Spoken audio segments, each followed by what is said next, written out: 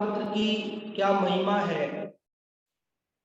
तो उसके लिए उन्होंने बात शुरू की यहाँ से कि ये अनादि निधन अकृत्रिम लोक है, विश्व 6 द्रव्यों से मिलकर के बना है। 6 द्रव्यों में जीव अनंत है, उद्गल उनसे अनंत गुणे हैं, धर्म अधर्म आकाश एक एक है और काल असंख्यात है। इनमें से जो 4 द्रव्य है, धर्म अधर्म आकाश काल, इनमें तो विभाव परिणति होती नहीं है। केवल जीव और उद्गल में परस्पर निमित्त नैमित्तिक संबंध से विभाव परिणमन होता है। उद्गल अचेतन होने से उसे कोई सुख दुख नहीं होता, केवल जीव को ही सुख दुख की अनुभूति होती है। जीव जो अनंत है वो भी 2 भागों में विभाजित है, संसारी और सिद्ध। और फिर जो संसारी है उनमें भी कई जीव तो अभव्य हैं और कई जीव दूर भव्य हैं। ये दोनों तो कभी मोक्ष को प्राप्त करेंगे नहीं, लेकिन कई जीव भव्य हैं, मोक्ष प्राप्त करेंगे। अनादि से जीव कर्म से बंधा है और उस बंध के उदय के निमित्त से मोहराग द्वेष आदि परिणाम करता है और फिर पुनः नवीन कर्म का बंध होता है। यहाँ तक हमने पढ़ ली थी बात, इसके आगे पढ़ेंगे। पेज नंबर 303 पर पैराग्राफ 4 हो चुके, 5वां पैराग्राफ देखिए। इस प्रकार इनके संतान परंपरा से जीव के चतुर्गति रूप संसार की प्रवृत्ति होती है। इस संसार में चारों गतियों में अनेक प्रकार सुख दुख रूप हुआ भ्रमण करता है। तब कोई काल ऐसा आवे जब मुक्त होना निकट हो, तब सर्वज्ञ के उपदेश का निमित्त पाकर अपने स्वरूप को और कर्म बंध के स्वरूप को, अपने भीतरी विभाव के स्वरूप को जाने, इनका भेद ज्ञान हो, तब परद्रव्य को संसार का निमित्त जानकर इससे विरक्त हो, अपने स्वरूप के अनुभव का साधन करे, दर्शन ज्ञान रूप स्वभाव में स्थिर होने का साधन करे। तब इसके बाह्य साधन हिंसादिक पंच पापों का त्याग रूप निर्ग्रंथ पर सब परिग्रह की त्याग रूप निर्ग्रंथ दिगंबर मुद्रा धारण करे। 5 महाव्रत, 5 समिति, 3 गुप्ति रूप प्रवर्ते, तब सब जीवों पर दया करने वाला साधु कहलाता। समझ में आगे बात क्या कह रहे हैं इस पैराग्राफ में। बात पूर्व में जो कल तक हुई थी उसको संक्षेप में हमने थोड़ा दोहरा भी लिया था कि अनादि से कर्म का बंधन है, उसके उदय के निमित्त से जीव मोहराग द्वेष आदि परिणमन करता है और फिर उससे नवीन कर्म का बंधन होता है। तो उसके आगे कहा कि इस प्रकार इनके संतान परंपरा से, संतान परंपरा मतलब कर्म संतान है ना, पूर्व कर्म की संतान, नवीन विकार किया, विकार से नया कर्म बंधा, ऐसे परंपरा से, संतान परंपरा से जीव के चतुर्गति रूप संसार की प्रवृत्ति, 4 गतियों में परिभ्रमण रूप संसार, संसार की परिभाषा भी हमने पढ़ी थी कल, है ना। संसार और लोक में क्या अंतर है वो भी समझा था हमने। तो संसरण परिभ्रमण उसी का नाम संसार है। तो जीव के चतुर्गति रूप संसार की प्रवृत्ति, 4 गतियों में परिभ्रमण। इस संसार में चारों गतियों में अनेक प्रकार सुख दुख रूप हुआ भ्रमण करता है। संसार में 4 गतियां हैं, चारों गतियों में जीव अनेक प्रकार सुख दुख रूप हुआ भ्रमण करता है। सुख शब्द भी डाला है, सुख है नहीं लेकिन इंद्रिय जन्य सुख है, इसीलिए तो हमारे यहाँ सर्वथा कोई बात नहीं है, सब अपेक्षा सहित का। जब हम कहते हैं संसार में सुख नहीं है तो इसका मतलब यह है कि अतीन्द्रिय सुख नहीं, मतलब यह है कि आत्मिक सुख नहीं है, निरात्मिक सुख नहीं है, लेकिन इंद्रिय सुख तो है ही, समझ रहे। नहीं तो सुख दुख या संसार में सबका उनके होए, ज्ञानी काटे ज्ञान सो मूर्ख काटे रोए। जब एक तरफ आप कह रहे हो संसार में सुख नहीं है तरफ कह रहे हो संसार में सबके ही सुख दुख होते हैं, तो सबके सुख दुख होते हैं या सुख है ही नहीं, सबके दुखी होता है? तो दोनों अपेक्षाओं से कथन है कि वास्तविक सुख नहीं है, पारमार्थिक सुख नहीं है, और इंद्रिय सुख है। जब है कहा जाए तो समझ लेना इंद्रिय सुख की बात चल रही है, जब नहीं कहा जाए तो समझ लेना कि आत्मिक सुख की बात चल रही है। और आत्मिक सुख भी क्या संसार में तो कहना पड़ेगा कि संसार में आंशिक सुख तो है, संसार में मतलब मुक्त नहीं होता, उसके पहले सम्यक दर्शन हुआ, वहीं से सुख का की क्षण कणिका तो प्रकट हो गई ना, उसको आत्मिक सुख का आनंद का स्वाद उसने चख लिया। और जैसे जैसे परिणति में शुद्धता बढ़ती है वैसे वैसे उसका आत्मिक सुख भी बढ़ता जाता है, पूर्णता नहीं है। लेकिन हमने ये भी बात पढ़ी थी कि जब संसारिणो मुक्ताश्च हम बोलते हैं, संसार के समस्त जीवों को, सारे जीवों को दो भागों में बांटते हैं, तो संसारी और मुक्त ऐसे बांटते हैं, तो उसमें अरहंत संसारी में लेते हैं, और अरहंत को चार चतुष्टय अनंत चतुष्टय प्रकट हुए कि नहीं, अनंत सुख। समझ में आ रही बात? कितनी अपेक्षाओं से कथन हो सकता है, इसीलिए बात अपने यहाँ शादवाद रूप है, इसीलिए सर्वथा नहीं है, इसीलिए कथनचित है। अब बताओ कितनी अपेक्षाएं बन गई, संसार में सुख नहीं है तो क्यों नहीं है, किस अपेक्षा सुख नहीं है? और कोई कहते संसार में सुख है तो घबराना मत, है इंद्रिय सुख है, आत्मिक आंशिक सुख है, और अनंत सुख भी है, अनंत भगवान को, अनंत भी संसारी है, अभी मुक्त नहीं हुए इसलिए वे भी संसारी कहलाते हैं, चार आघाती कर्म का बंधन अभी भी मौजूद है उनके, लेकिन फिर भी अनंत सुख उनको प्रकट हो चुका है, इसलिए वो सुख। तो कोई संसार में सुख है ऐसा कह दे तो नहीं नहीं झूठ बोलता है, झूठ बोलता है, गलत बोलता है, ऐसा ऐसा मानेंगे या उसकी अपेक्षा का विचार करेंगे कि किस अपेक्षा से कहा जाए? और यदि कोई संसार में सुख नहीं है तो फिर उखड़ जाएंगे कि अपेक्षा का विचार करेंगे कि सुख नहीं है, किस अपेक्षा से कहा जाता है? हाँ हाँ, सब विधि संसार असारा कह करके भी वो दौलत राम जी वहां कह रहे हैं कि सब विधि मतलब कौन सी विधि लगाना तुम, वो स्यादवादी है पहले ही, जो स्यादवादी है उन्होंने तो कह दिया। अब इसको सम्यक एकांत कहते हैं, यही तो सम्यक एकांत है, सब विधि कह रहे हैं वो, सब विधि कह करके भी वो अपेक्षा उसमें शामिल है और उस अपेक्षा से कथन करते हैं, इसलिए कोई दिक्कत नहीं आती है। लेकिन जो सर्वथा मानता है, अपेक्षा को स्वीकार नहीं करता है, वही एकांत हो जाता है और वहीं पर मिथ्या हो जाता है, और वहीं पर वस्तु जैन धर्म के अनुसार कथन नहीं रहता है, जिनवाणी के अनुसार कथन नहीं रहता। तो ये बात समझ में आ रही है आपको कि चारों गतियों में अनेक प्रकार बात चल रही है नमोकार मंत्र की महिमा की। किसकी बात चल रही है? नमोकार मंत्र की महिमा की। लेकिन किसी को तो लगेगा नमोकार मंत्र की महिमा की बात चल रही है, नमोकार अभी बात ही चालू नहीं हुई, एक व्याख्यान तो हो चुका, दूसरा चालू हो गया, नमोकार मंत्र की महिमा की तो कोई बात ही चालू नहीं हुई, लेकिन वो पूरी उसकी वस्तु व्यवस्था को समझाकर नमोकार मंत्र की महिमा बताएंगे।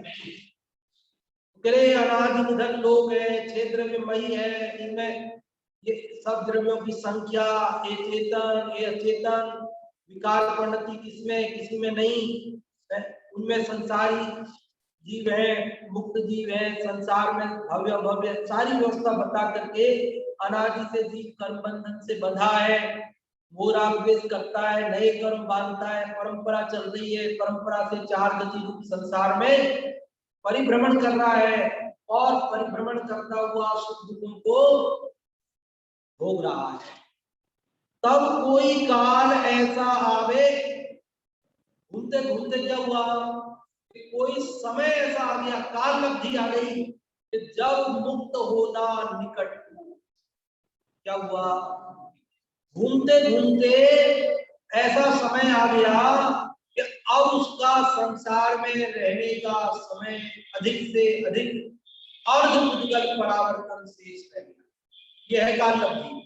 काल लब्धि क्या है कि अधिक से अधिक, कम से कम अंतर मुहूर्त और अधिक से अधिक अर्धमुद्गल परावर्तन मात्र काल इस संसार में रहने का शेष रह गया, ऐसा समय आ गया।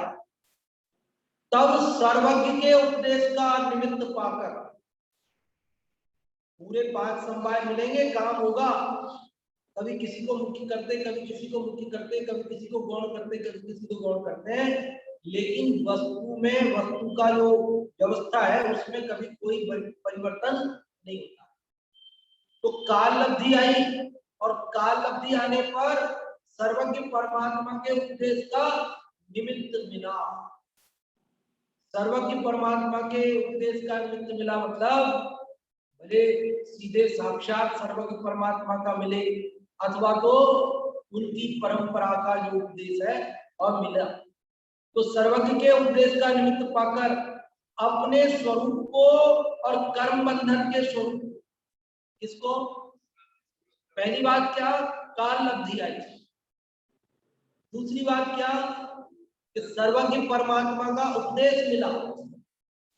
और तीसरी बात क्या हुई कि वो उपदेश मिलने पर उसने वो 3 पुत्रियों वाला इस कान से निकला और उस कान से निकल गया, ऐसा नहीं किया, बल्कि क्या किया उसने, उपदेश को सुन करके अपने स्वरूप को, कर्म बंधन के स्वरूप को, अनादि से 2 चीजें मिली हुई थी ना, जीव और कर्म, तो उसने क्या किया, सर्वज्ञ के उपदेश से, निर्वाणी के उपदेश से भेद ज्ञान कर लिया। क्या कर लिया? किस किस में भेद ज्ञान कर लिया? अपने स्वरूप में और कर्म बंधन में। क्या किया उसने? स्वरूप को और अपने स्वरूप को, और कहते और किसमें भेद ज्ञान कर लिया, अलग शब्दों में कहते अपने भीतरी विभाव के स्वरूप को जाने, किसको जान लिया? कर्म बंधन, कर्म बंधन के निमित्त से हुआ जो विकार, राग द्वेष, मोह राग द्वेष का परिणाम, उसको जाना। इनका भेद ज्ञान हो, क्या किया उसने? कर्म न्यारा है, विभाव मेरे से भिन्न है और मेरा स्वभाव इनसे भिन्न है, ऐसा उसने भेद ज्ञान किया। तब परद्रव्य को संसार का निमित्त जानकर इससे विरक्त हो। फिर क्या किया उसने? परद्रव्य को उसने संसार का निमित्त, परद्रव्य के निमित्त से यह संसार परिभ्रमण हो रहा है ऐसा जानकर उस परद्रव्य से विरक्त हो गया, उससे राग तोड़ दिया और अपने स्वरूप के अनुभव का साधन करे। क्या किया उसने? अपने स्वरूप का अनुभव की का पुरुषार्थ किया, दर्शन ज्ञान रूप स्वभाव में स्थिर होने का साधन किया। अपने स्वरूप का साधन करना उसी को खुलासा किया, दर्शन ज्ञान रूप स्वभाव में स्थिर होने का साधन करे। तब इसके बाह्य साधन, अंदर में तो स्वरूप की साधना और बाहर में हिंसादिक 5 पापों का त्याग रूप निर्ग्रंथ पद, हिंसादिक 5 पापों के त्याग रूप निर्ग्रंथ पद, सब परिग्रह की त्याग रूप निर्ग्रंथ दिगंबर मुद्रा धारण करे। 5 महाव्रत, 5 समिति रूप, 3 मुक्ति रूप प्रवर्ते, तब सब जीवों पर दया करने वाला साधु है। अभी पंच परमेष्ठी की नवोकार मंत्र की महिमा बतानी है ना, तो अब साधु परमेष्ठी पर आए, अब साधु परमेष्ठी पर आए। साधु परमेष्ठी कैसे बनता है? पहले 5 परमेष्ठियों का स्वरूप तो समझ में आवे, फिर उनकी महिमा समझ में आवे। इसलिए वो कह रहे हैं कि भाई पहले तो क्या करता है, काल लब्धि आवे, संसार में रहने का समय अल्प रह जावे, संसार समुद्र का किनारा आ जावे,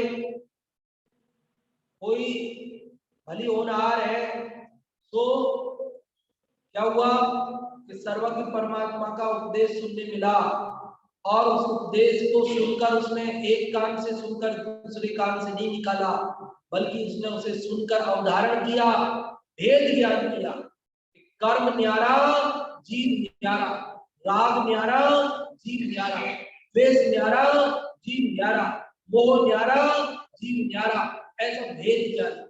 और भेद ज्ञान करके जो अपना ज्ञान स्वरूप स्वभाव है, ज्ञान दर्शन स्वरूप, उसमें टिकने की, उसमें जमने की, उसमें लीन होने का पुरुषार्थ। और बाहर में उसके लिए 5 पापों का त्याग करके 5 महाव्रत अंगीकार किए, मुनिपद अंगीकार किया। क्या किया? इसका नाम है साधु। किसका नाम है साधु? साधु समझ में आए? वहां अनुभूति से लेकर के और स्वरूप की रमणता में टिकने का पुरुषार्थ, और बाहर में पापों आदि का त्याग, 5 समिति आदि का धारण, एक मुनिपद अंगीकार किया, वो तो साधु के साथ। अब साधुओं में भी 3 तरह के। साधु भी कितनी तरह के? साधु 3 तरह के। एक आचार्य साधु, एक उपाध्याय साधु और एक साधु। आचार्य भी तो साधु है, उपाध्याय भी साधु है, साधु तो साधु है।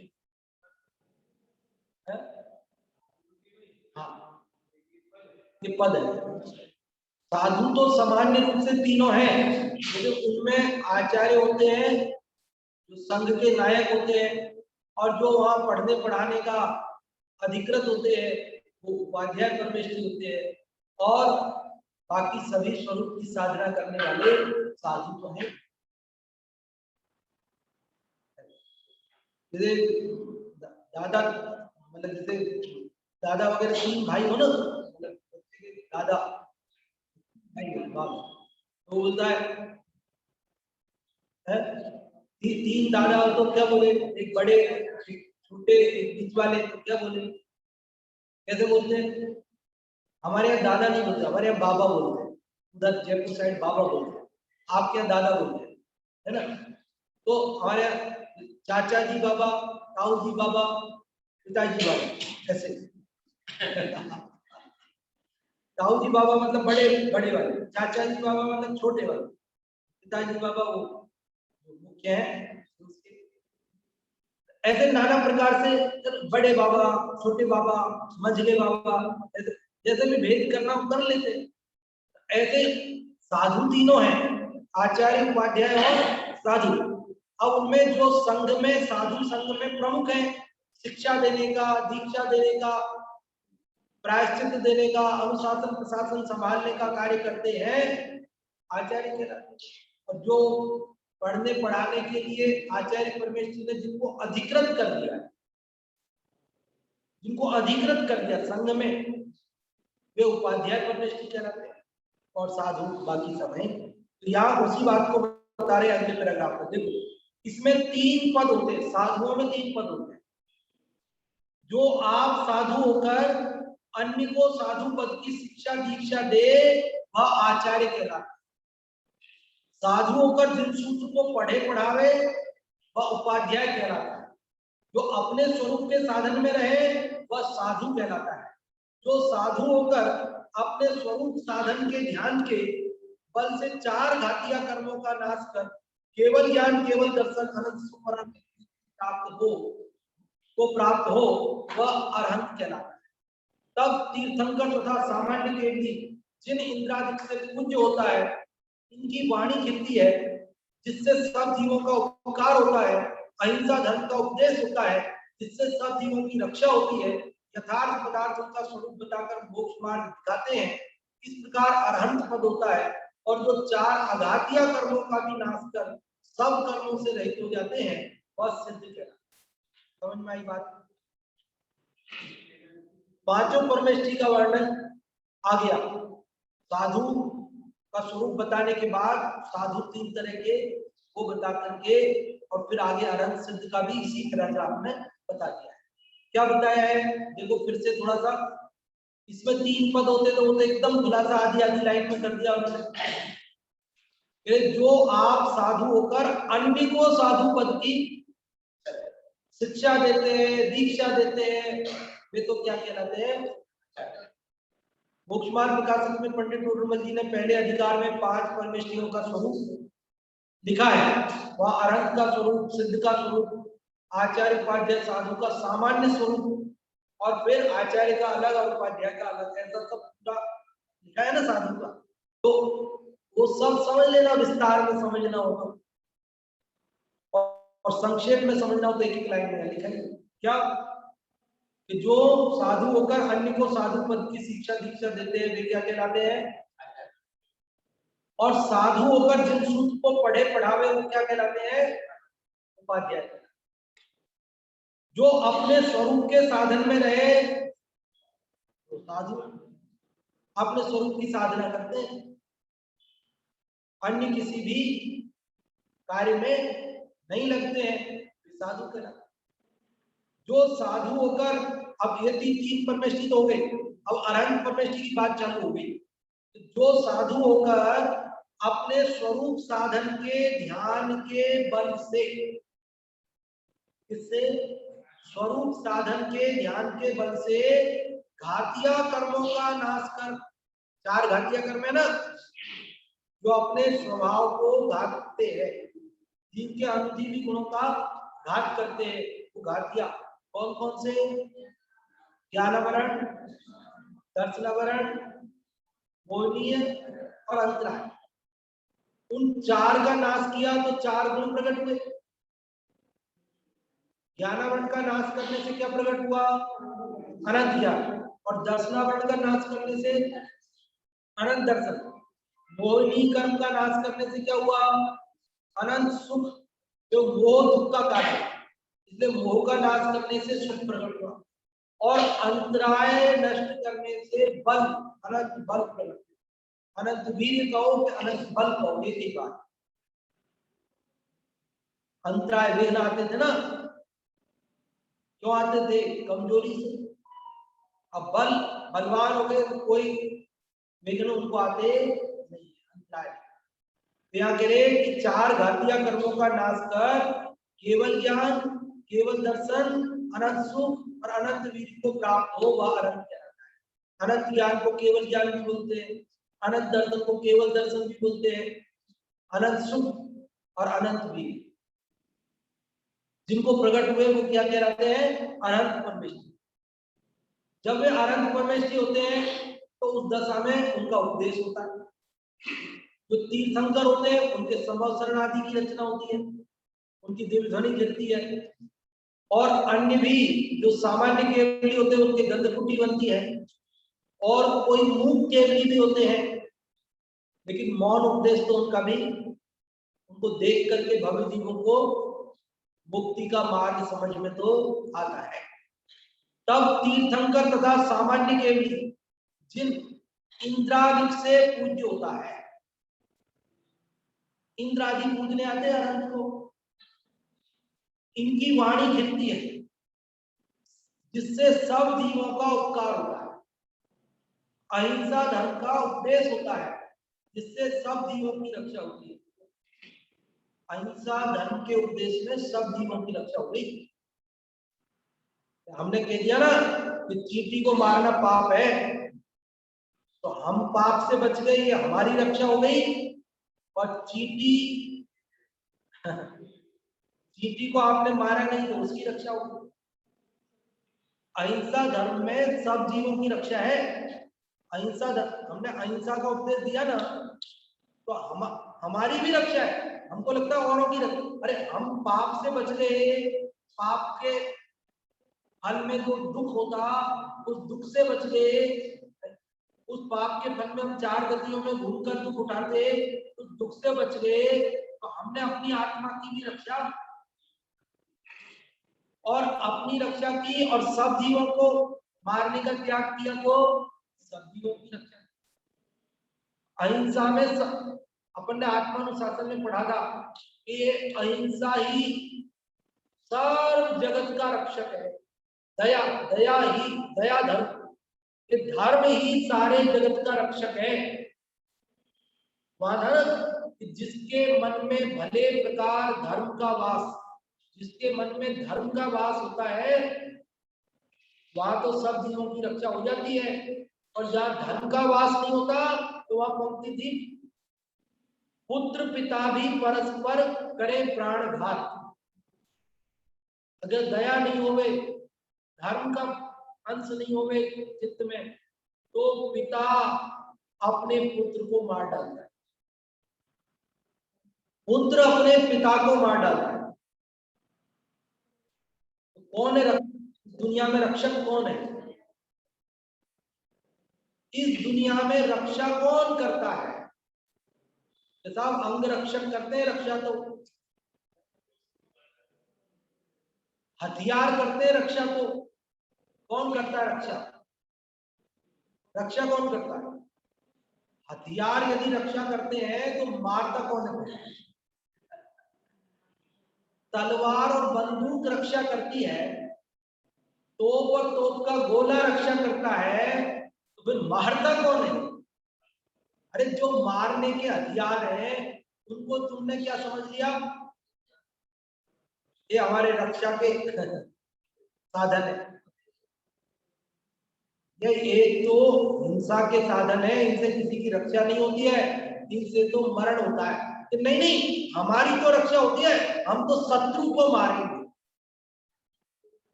तो भाई इतना बेवकूफ आपने शत्रु को समझा है क्या? 4 रोटी आप खाते हैं तो 4 रोटी तो आपका शत्रु भी खाता है। जब आप तलवार बंदूक गोला बनाएंगे तो वो भी बनाएगा, और जब आप उस पर चलाएंगे तो वो भी आप पे चलाएगा। बोलो किसकी रक्षा होने वाली? बताओ। मान्यता ही उल्टी पड़ी है अनादि से। हमने जो हिंसा के साधन है, मारने के साधन है, उनको तो रक्षा करने के साधन मान लिए। तो कौन रक्षा करेगा? दवाइयां करेगी रक्षा? कौन करेगा रक्षा? दवाइयां करेगी रक्षा? कौन करेगा रक्षा? कि हमने तो सुना है कि दवाइयों का भी रिएक्शन, दवाई को प्राप्त हो जाते हैं। तो फिर रक्षा कौन करता है? कि माता रक्षा करेगी, कि पिता रक्षा करेंगे, कि भगवान रक्षा करेंगे? कौन रक्षा करेगा बताओ? अरे जिसके मन में धर्म होगा ना, अहिंसा धर्म, दया धर्म, उससे रक्षा होगी। और दया धर्म नहीं होगा तो, अहिंसा धर्म नहीं होगा तो कोई रक्षा नहीं होगी। जब दिमाग पे हिंसा सवार हो गई तो वो तो जो हाथ में आएगा उसी से मारेगा, और हाथ में कुछ नहीं होगा, मार नहीं पाएगा तो वचनों से ही मार देगा। सत्यानाश जाए तेरा, मैं तो श्राप देता हूं। अब हथियार नहीं, हाथ में मारने को कुछ नहीं है तो वचनों से मारेगा। और वचनों पे भी पाबंदी लगा है, क्यों मेरे सामने बोलना नहीं, सामने वाला बलवान हो, बोलने नहीं दे रहे, तो मन से मारेगा, मन में ही बददुआ देता रहेगा। समझ में आ रही बात? तो फिर रक्षा कौन करेगा? कि रक्षा तो एक धर्म करेगा। दुनिया में यदि कोई रक्षक है तो वह धर्म है। धर्मो रक्षति रक्षिता, ऐसी सूक्ति चलती है। धर्म से ही रक्षा है, बाकी किसी चीज से जीव की रक्षा नहीं है। तो किससे रक्षा होगी? आजकल के बच्चे समझते हैं जनाब मोबाइल पास में हो तो रक्षा होती है। कोई प्रॉब्लम हो तो एक फोन कर देंगे 100 नंबर पर पुलिस, कोई प्रॉब्लम हो तो पापा मम्मी को फोन कर देंगे, दोस्तों को फोन कर देंगे, उनको बुला लेंगे। बोलो मोबाइल से रक्षा होगी?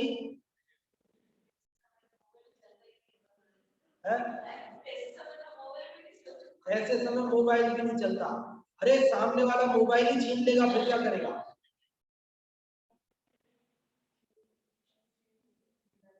आपने सीसीटीवी लगाए कैमरे, चोर को पता है वो सबसे पहले उसका वायर काटता है, उसके बाद चोरी करता है। आपके सीसीटीवी कैमरे में कैद ही नहीं होता है, क्या करो? तो एक फिर रक्षा कौन करेगा? चोरी से कौन बचाएगा? हिंसा से कौन बचाएगा? अरे धर्म बचाएगा। अगर चित्त में धर्म का प्रवेश हो गया तो भले वहां खुला सामान पड़ा हो तो चोरी नहीं करेगा। चोरी करेगा वो जिसके मन में धर्म का प्रवेश होगा। वहां सीसीटीवी कैमरे नहीं लग रहे, सोने के जेवर खुले पड़े, ले जाओ, कोई रोकने वाला नहीं है। जिसके मन में धर्म होगा वो उठाएगा, दूसरे के सामान को हाथ लगाएगा, उसकी परमिशन के बिना लेगा, मालिक की परमिशन के बिना नहीं लेगा। और यदि धर्म नहीं है उसके चित्त में, चोरी का भूत सवार है, तो आप कुछ भी उसको बचाने के लिए लगा देना। कहते पुलिस डाल डाल है और चोर पांच पांच। समझ रहे? इसलिए यहाँ कह रहे अहिंसा धर्म का उपदेश होता है अनंत परमात्मा का, उससे सब जीवों की रक्षा होती है। संसार में, जगत में आज भी जितनी सुख शांति थोड़ी बहुत बची हुई है ना, वो धर्म की वजह से बची हुई है। जिसके मन में धर्म है वो नहीं करता, जिसके मन में धर्म है वो मिलावट नहीं करता, जिसके मन में धर्म है वो कम नहीं तोलता, जिसके मन में धर्म है वो बेईमानी नहीं करता, जिसके मन में धर्म है वो न्याय नीति से काम करता है।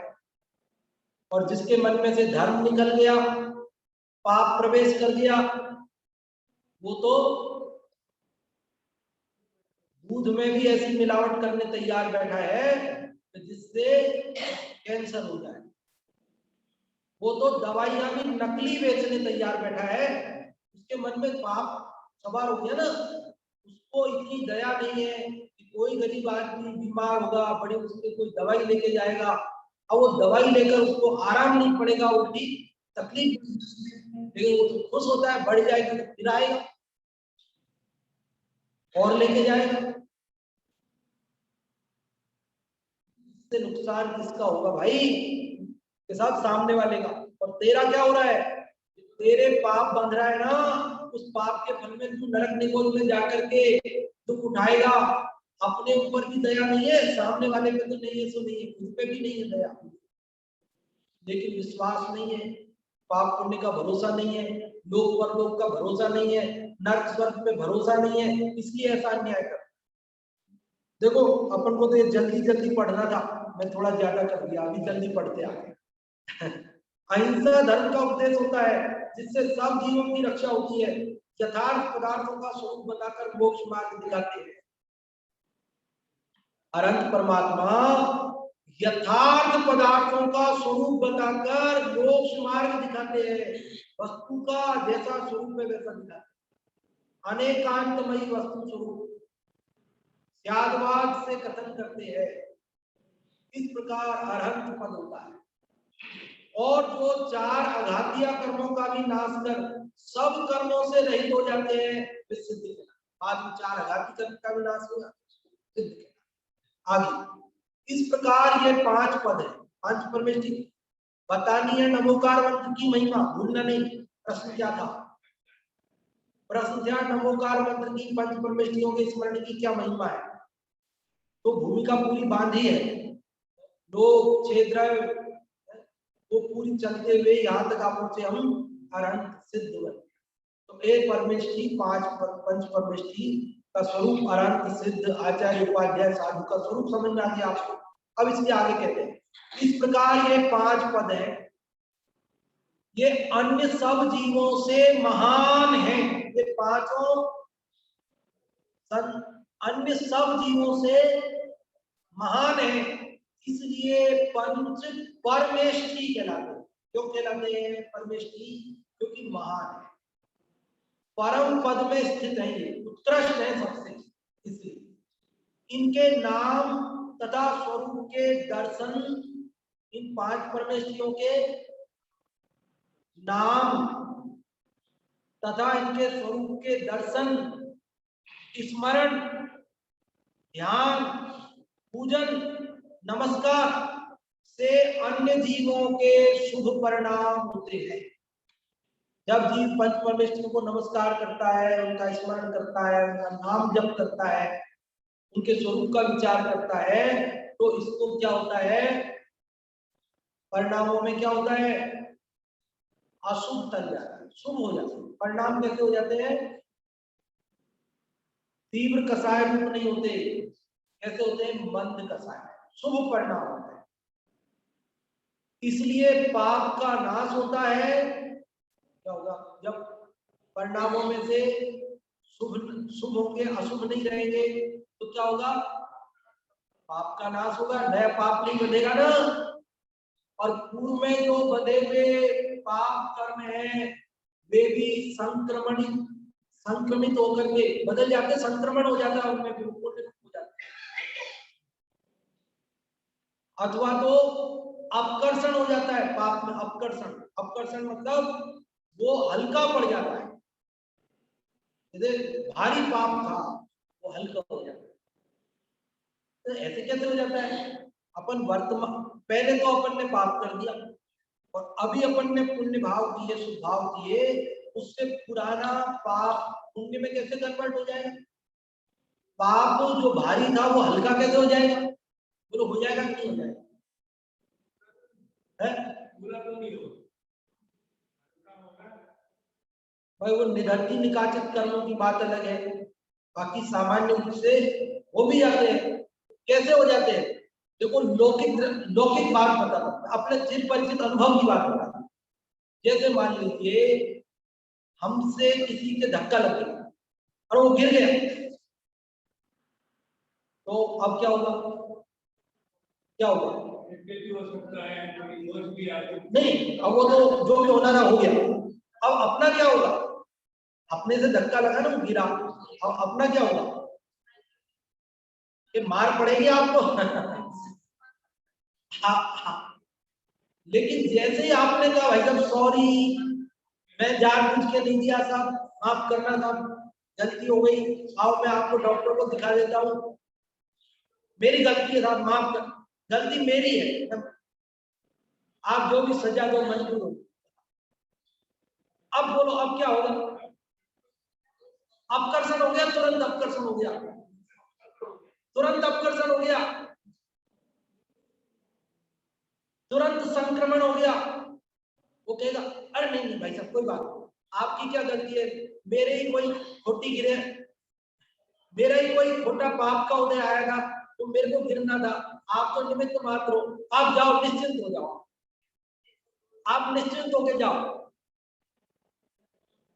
ये तो संक्रमण, नहीं तो कोई ऐसा नहीं कहेगा, तो अपकर्षण, अच्छा अच्छा ठीक है, चलो अब मैं केस नहीं करता हूँ तुम्हारे ऊपर, तुमको मार भी नहीं पड़ेगी, तुमको मैं गाली भी नहीं देता हूँ, लेकिन चलो मेरे को हॉस्पिटल तक छोड़ दो, तो हो गया ना अपकर्षण। और नहीं तो क्या होता, केस मुकदमा हो जाता, गाली गलौज हो जाता, मारपीट हो जाती जान से मारना, जान से मार, हम मार देते, जान से मार देते, जान से मार। अब आपको समझ में आई कर्मों में कैसे संक्रमण अपकर्षण हो जाते हैं, ऐसे हो जाते हैं। पहले हमने बांधे थे, लेकिन यहाँ अपन ने नमोकार मंत्र का जाप किया, पंच परमेष्ठी का स्वरूप समझा, उनके बारे में विचार किया, स्मरण किया, उनके नाम का जाप किया, तो उससे हमारे परिणाम शुभ हो जाते, और परिणाम शुभ होने से पूर्व में बंधा हुआ पाप भी क्या हो जाता है, संक्रमित हो जाता है पुण्य में, अथवा अपकर्षण हो जाता है, हल्का पड़ जाता है, लाइट हो जाता है, मंद पड़ जाता है। इसलिए जो पूर्व पाप के वजह से विघ्न आने वाले थे ना, वो विघ्न नहीं आते हैं। अब लोगों को बात समझ में नहीं आती थी ये बात, ऐसे कैसे अपकर्षण हो जाएगा, ऐसे कैसे संक्रमण हो जाएगा, जो किया है वो तो भोगना पड़ेगा। ये अपेक्षा है कि किया है तो भोगना पड़ेगा, ये भी अपेक्षा है, ये यहाँ अपेक्षाओं का खेल है। तो यहाँ कह रहे क्या कह रहे कि उससे क्या होता है कि उसके वर्तमान विघ्न का विलय होता है। क्या होता है, वर्तमान में विघ्न जो आने वाले होते हैं वो विरायमान। समय हो गया है ना, लेकिन थोड़ा सा और पढ़ते पैराग्राफ पूरा करें, क्योंकि वैसे भी आज दूसरी कक्षा ऑनलाइन में तो है नहीं, और आप ऑफलाइन वालों को तो हम रोक सकते हैं, आप तो भागोगे नहीं। आगामी पुण्य का बंध होता है। क्या होता है, आगामी पुण्य का बंध होता है, इसलिए स्वर्गाधिक शुभ गति पाता है। पंच परमेष्ठी की महिमा क्यों है, नमोकार मंत्र की क्या महिमा है, अब वो बात चालू हो गई, चालू हो गई। पूर्वबद्ध पाप का विलय हो जाता है, विघ्न टल जाते हैं, आगामी पुण्य का बंध होता है, और उसके उदय में स्वर्गाधिक शुभ गति की प्राप्ति होती है। इनकी अनुसार प्रवर्तने से, अब देखो कमाल और भी, कि इनकी आज्ञानुसार प्रवर्तने से परंपरा से संसार से निवृत्ति भी होती है। ये तो संसार की बात थी, तो विघ्न टल गया, पुण्य का उदय आ गया, स्वर्ग में चला गया, लेकिन संसार परिभ्रमण का ही अंत हो जाता। अगर उनके बताए हुए उपदेश पर चले जीव, उनके बताए हुए मार्ग पर चलकर अपने आत्मा की शरण देवे, तो क्या होता है, तो वो तो मुक्त हो जाता है, मुक्त हो जाता है। इनकी आज्ञानुसार प्रवर्तने से परंपरा से संसार से निवृत्ति भी होती है। इसलिए ये पांच परमेष्ठी सब जीवों के उपकारी परम गुरु हैं, परम गुरु कहलाते हैं, परम गुरु कहलाते हैं पांचों, पांचों परम गुरु। अरहंत सिद्ध तो कहलाते ही हैं, आचार्य उपाध्याय और साधु, साधु भी परम गुरु कहलाते, पंच परम गुरु कहलाते, पंच परम गुरु।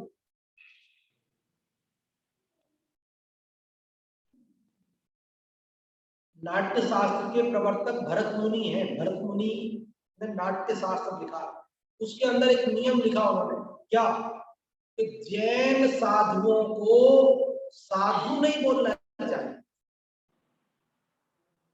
नाट्य लौकिक भरत मुनि है, उन्होंने लौकिक नाट्य शास्त्र लिखा, नाटक के नियम बनाए, तो उसमें एक नियम बनाया, क्या, कि जैन साधुओं को साधु नहीं बोलना चाहिए, तो फिर क्या बोलना चाहिए, तो बोले भगवान बोलना चाहिए। हाँ, भरत मुनि ने, जैन मुनि नहीं है, भरत मुनि ने नाट्य शास्त्र में नियम बनाया कि जैन साधुओं को साधु नहीं बोलना चाहिए, उनको भगवान बोलना चाहिए, क्योंकि ये तो कुछ अलौकिक होता है इनका स्वरूप।